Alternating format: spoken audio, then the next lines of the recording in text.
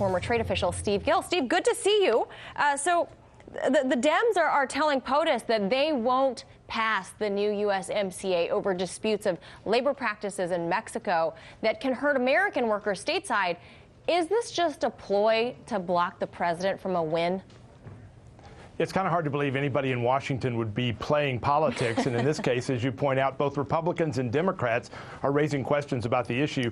First of all, with the Democrats, they're demanding that the Mexicans make some reforms in their labor laws, which the Mexican parliament, the Mexican government is in the verge of doing so. The Mexicans passed new laws dealing with transparency and dealing with requiring the voting for labor union leadership to be with a secret ballot. So they've passed some reforms yesterday that will now head to the desk of President Obrador.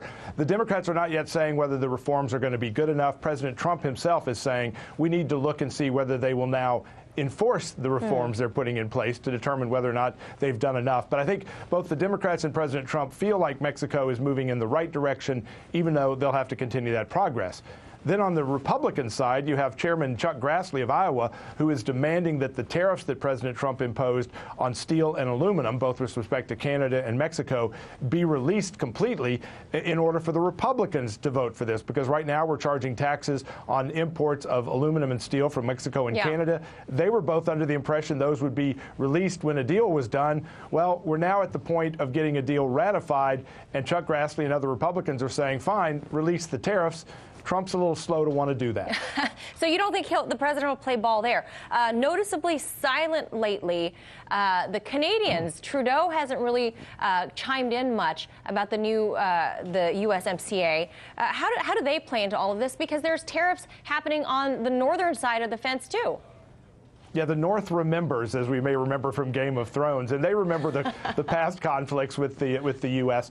You have Mexico that really rushed into a deal with the U.S., and the Canadians were kind of sitting on the sidelines when they realized that the U.S. and Mexico were about to do a deal to reform NAFTA on their own. Canada said, hey, wait for us. We want to be part of this deal.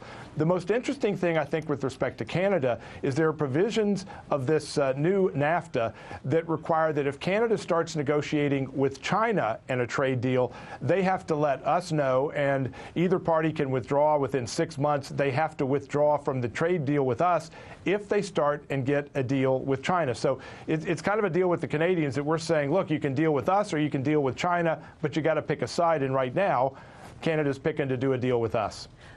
See, there's China again, the elephant, the very large elephant in the room. We can't forget them because no matter what kind of a deal we broker here in North America, China's always going to play a part. So we can't forget them. But lastly... Yeah, they have the year of the monkey, the year of the snake. I don't know if they even have a year of the elephant, but this would be that year.